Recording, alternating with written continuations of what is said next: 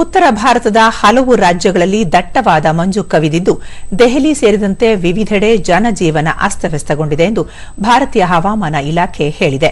ದೆಹಲಿ, ಹರಿಯಾಣ, ಚಂಡೀಗಢ, ಪಂಜಾಬ್, ರಾಜಸ್ಥಾನ ಮತ್ತು ಹಿಮಾಚಲ ಪ್ರದೇಶ ಸೇರಿದಂತೆ ಉತ್ತರ ಭಾರತದ ಬಹುತೇಕ ಭಾಗಗಳಲ್ಲಿ ದಟ್ಟ ಮಂಜು ಇರಲಿದೆ.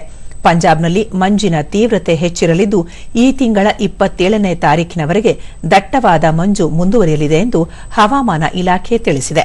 ದಟ್ಟ ಮಂಜಿನಿಂದಾಗಿ ದೆಹಲಿಯ ಇಂದಿರಾಗಾಂಧಿ ಅಂತಾರಾಷ್ಟೀಯ ವಿಮಾನ ನಿಲ್ದಾಣದಲ್ಲಿ ಗೋಚರತೆ ಕಡಿಮೆಯಾಗಿ ಸುಮಾರು 14 ವಿಮಾನಗಳನ್ನು ರದ್ದುಗೊಳಿಸಲಾಗಿದೆ.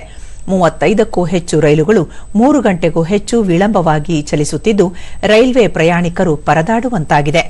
ದೆಹಲಿಯ ವಾಯು ಗುಣಮಟ್ಟ ಸೂಚ್ಯಂಕ 378 ದಾಖಲಾಗಿದ್ದು ಇದು ಅತ್ಯಂತ ಕಳಪೆ ವರ್ಗಕ್ಕೆ ಸೇರಿದೆ.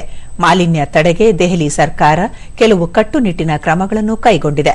ಮಾಲಿನ್ಯ ನಿಯಂತ್ರಣ ಪ್ರಮಾಣ ಪತ್ರ ಇಲ್ಲದ ವಾಹನಗಳಿಗೆ ಯಾವುದೇ ವಿನಾಯಿತಿ ನೀಡುವುದಿಲ್ಲ. ದಂಡ ಪಾವತಿಸಲು ಲೋಕ್ ಅದಾಲತ್ ಮೊರೆ ಹೋಗುವಂತಿಲ್ಲ ಎಂದು ಸರ್ಕಾರ ಸ್ಪಷ್ಟಪಡಿಸಿದೆ.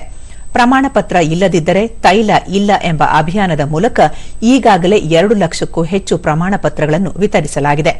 ಮಾಲಿನ್ಯ ಉಂಟುಮಾಡುವ ಮತ್ತು ಅನಧಿಕೃತ ಕೈಗಾರಿಕೆಗಳ ವಿರುದ್ಧ ಕಠಿಣ ಕ್ರಮ ಕೈಗೊಳ್ಳಲು ಆದೇಶಿಸಲಾಗಿದೆ.